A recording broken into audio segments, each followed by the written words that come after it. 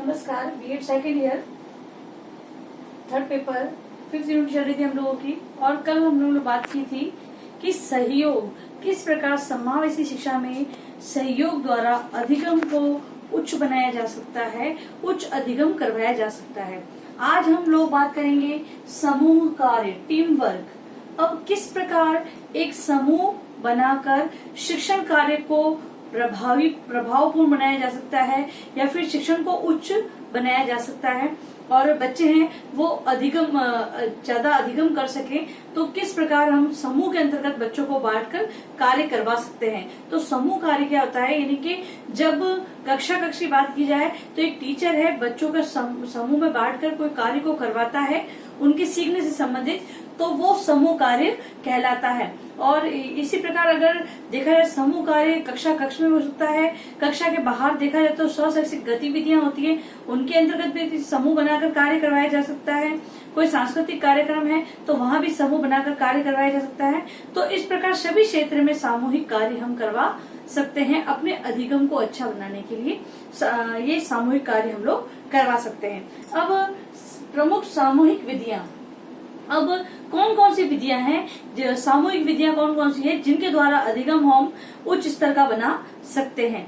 तो ये कुछ विधियां हैं, इनको हम देखेंगे कि खेल द्वारा अधिगम। अब खेल द्वारा अधिगम, अब कुछ खेल इस प्रकार के होते हैं जिनके द्वारा बच्चे अधिगम करते हैं। सपोज मान लो कि जब कक्षा में बालक बैठे हैं और कोई कालांश फ्री है, छोटे बालकों के लिए ये ज्यादा सही रहता है, तो बच्चों को टीम वाइज दे दिया जाए और वो गिनती बुलवाई जाए उनसे, तो बच्चे एक टीम को देखकर दूसरा अच्छा प्रदर्शन करने की कोशिश करेगा, पहाड़ी बुलवा सकते हैं। इस प्रकार टीम का कोई भी कार्य हम दे सकते हैं खेल के माध्यम से। एक तरह का खेल हम आयोजित कर ले वहां पर और बच्चों को सिखाने की कोशिश करें। तो खेल के द्वारा एक तो बात हो रही है समूह की, हमें समूह में ही कार्य करवाना है और हमें सिखाना किसके माध्यम से है, खेल के माध्यम से बच्चों को सिखाना है, ये विधि है। और भी कई प्रकार के खेल हम कक्षा में आयोजित कर सकते हैं। एक कोई पहेलियां लेकर बच्चों को समूह बना लिया जाए और उनको पहेलियां दी जाए और वो फिर उनसे सॉल्व करवाई जाए। इस प्रकार के भी खेल हम वहाँ पर आयोजित कर सकते हैं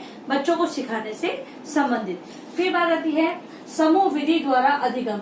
अब समूह विधि द्वारा मतलब कि समूह बनाकर कक्षा में भी कोई बच्चों का समूह बना लिया और फिर हम उनको सिखाएं कि भाई बच्चों को हमने सिखाया, कोई भी प्रकरण पढ़ाया, उसके बाद बच्चों को उसी के बारे में हम लोगों ने डिस्कशन करने के लिए बच्चों को दे दिया समूह में, तो वो अच्छा सीखेंगे।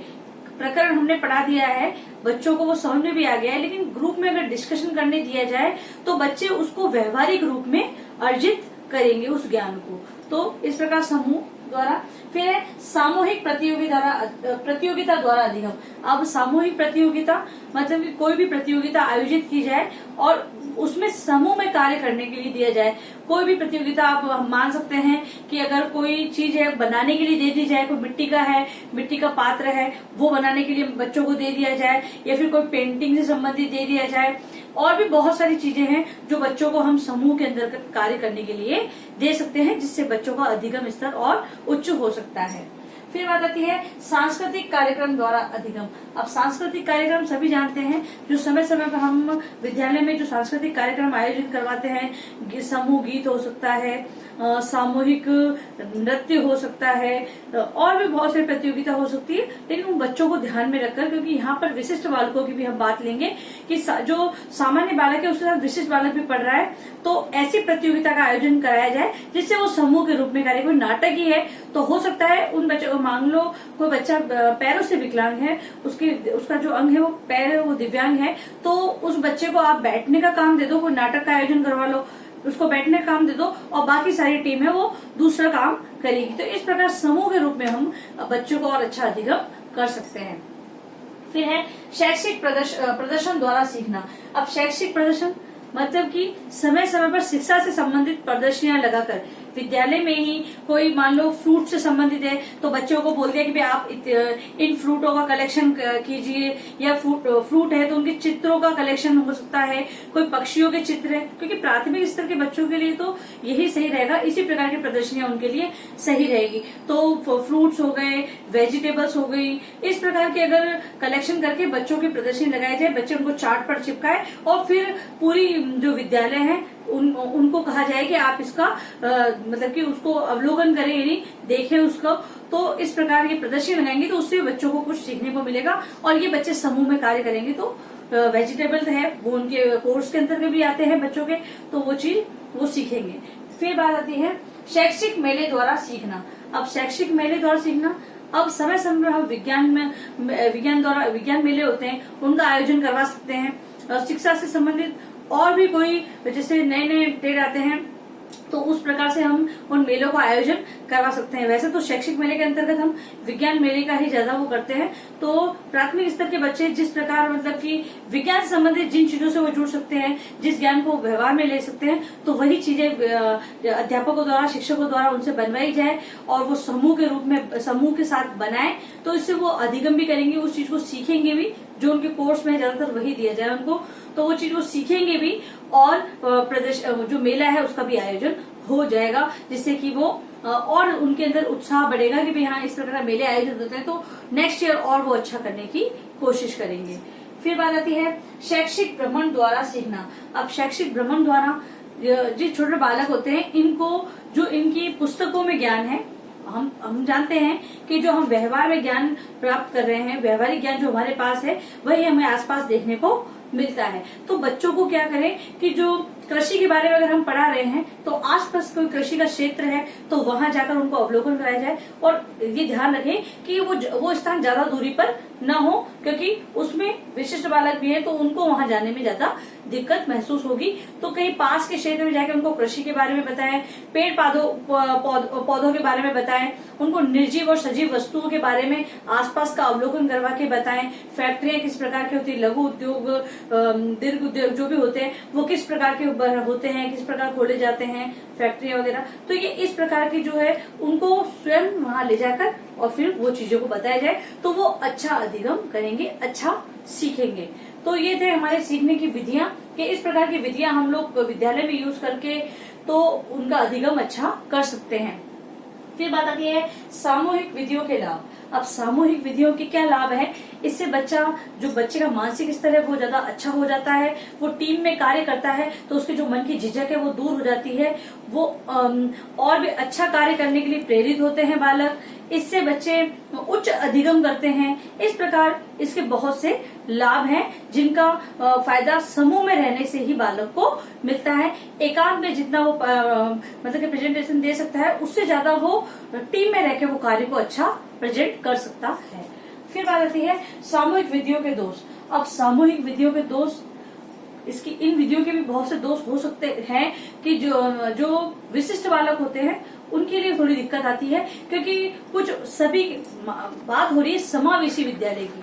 समावेशी विद्यालय का सृजन करना है तो आप ये नहीं कह सकते। अब विशिष्ट स्कूलों में तो क्या होता है कि कोई विशिष्टता होती है, जैसे कि अंधजन विद्यालय होते हैं, कहीं विकलांग जैसे पैरों से विकलांग उन बच्चों के लिए अलग स्कूल होते हैं, हाथों से प्रॉब्लम होती है उनके लिए अलग है। तो इस प्रकार के विद्यालय होते हैं। अब ये समावेशी विद्यालय है तो यहाँ पर उस बच्चे का बॉडी का कोई भी पार्ट हो सकता है। हमने पढ़ी थी कि विकलांगता किस किस प्रकार की होती है, तो किसी भी प्रकार का बच्चा विकलांग हो सकता है। तो यहाँ पर दिक्कत आ सकती है कि जब हम समूह में कार्य करने के लिए देंगे और हो सकता है उस बच्चे के किसी अंग में प्रॉब्लम है तो बच्चा वो कार्य नहीं कर पाएगा, तो वो दूसरों बच्चों को देखेगा तो उसको मतलब कि अपने मन से घृणा होगी कि मैं ये कार्य क्यों नहीं कर पा रहा। तो इस प्रकार की स्थिति वहां पर उत्पन्न होती है, तो वो कार्य करने के लिए मतलब वो पीछे हटता है बच्चा।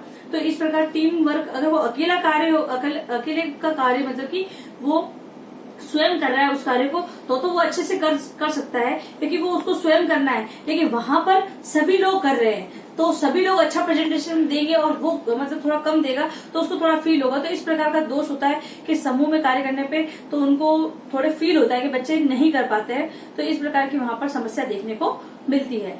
फिर बात आती है सामूहिक विधियों द्वारा अधिगम को प्रभावशाली बनाने में विद्यालय, शिक्षक, परिवार की भूमिका। अब जो ये विधियां हैं विद्या है, हम बता रहे कि ये विद्या हो सकती है।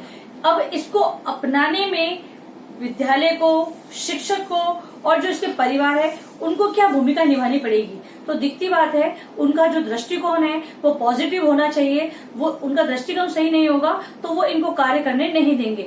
होता क्या है, विद्यालय है तो विद्यालय में सभी सोचते हैं, मान लो अगर कंपटीशन की बात की जाए तो विद्यालय सोचता है हमारा जो विद्यालय है वो सबसे आगे है।